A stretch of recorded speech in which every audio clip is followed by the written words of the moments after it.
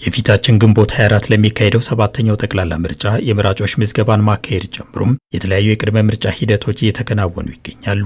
ቴክኖሎጂ መር በሆነ አግባብ ገጽ ለገጽ ከሚካሄደው ምዝገባ ባሻገር በዲጂታል አማራጭ እየተካሄደ የሚገኘው የቅድመ ምርጫ ስራው በእጩዎች ምዝገባ ሂደት ላይ ከተፎካካሪ ፓርቲዎች ውስንነት እንዳለበት ተነስቷል። ይህ ሂደት ከዲጂታል ተግባራዊ የመነጨ አይደለም የሚለው የኢትዮጵያ ብሔራዊ ምርጫ ቦርድ በቅሬታ አቅራቢው ፓርቲ ውስጣዊ ችግር የተፈጠረ ነው ባይ ነው።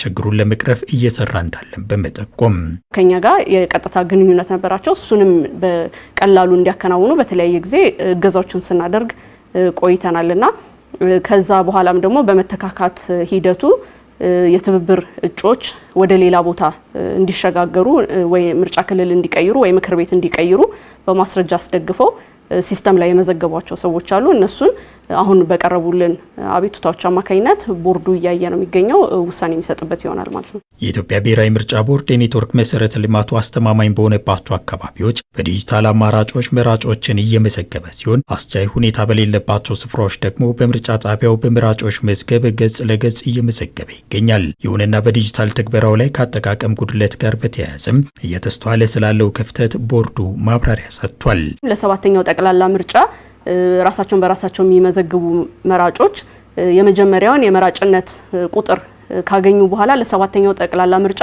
ተመዝገብ ወይ ተመዝገቢ የሚለውን ክፍል ጋር በመግባት ለሰባተኛው ጠቅላላ ምርጫ መመዝገብ ይጠይቃቸዋል።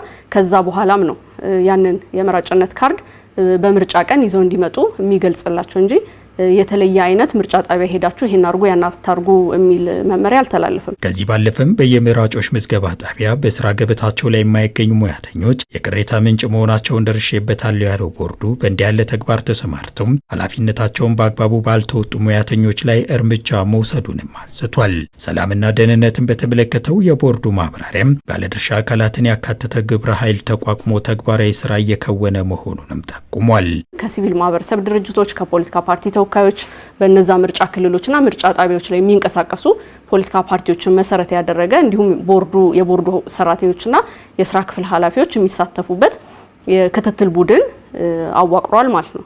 ስለዚህ አሁን ሚያዝያ አጋማሽ ድረስ ይሄ ክትትል ቡድን በዋናነት ፖለቲካ ፓርቲዎች እንዲጣራልን እንፈልጋለን፣ እነዚህ ቦታዎች ላይ አስቻይ ሁኔታ የለም ብለው የሚያምኗቸውን ቦታዎች በምርጫ ክልል በምርጫ ጣቢያ ደረጃ ድረስ መረጃውን ስላመጡልን እነዚህ ቦታዎችን በዚህ የክትትል ቡድን አማካኝነት ዳሰሳ ተደርጎ ከውሳኔ ሀሳብ ጋር ለቦርድ ይቀርባል። በዛ አማካኝነት ነው የሚቀጥለው ማለት ነው። በዚህም አሁን ባለው ጥቅል ግምገማው በአብዛኛው አካባቢ ምርጫን ማካሄድ አስቻይ ሁኔታ ያለበት ስለመሆኑም አረጋግጧል። እንደየነባራዊ ሁኔታቸው በተለያየ ማዕቀፍ የሚያልፉ አካባቢዎች እንዳሉም በማመላከት አንዳንድ አካባቢዎች ላይ በጥበቃ ወይ ደግሞ የተለየ ትኩረት በመስጠት በጥንቃቄ ምርጫ መደረግ የሚችሉባቸው ይኖራሉ። ጥቂት የሚባሉ አካባቢዎች ላይ ደግሞ በቀይ የተፈረጁ ፈጽሞ ምርጫ ማድረግ የማይቻልባቸው አሁን ላይ የማይቻልባቸው ተብለው የተቀመጡ ይኖራሉ ማለት ነው። ግን የበለጠ ደግሞ ተጠናክሮ ይሄ መረጃ ለቦርዱ ውሳኔ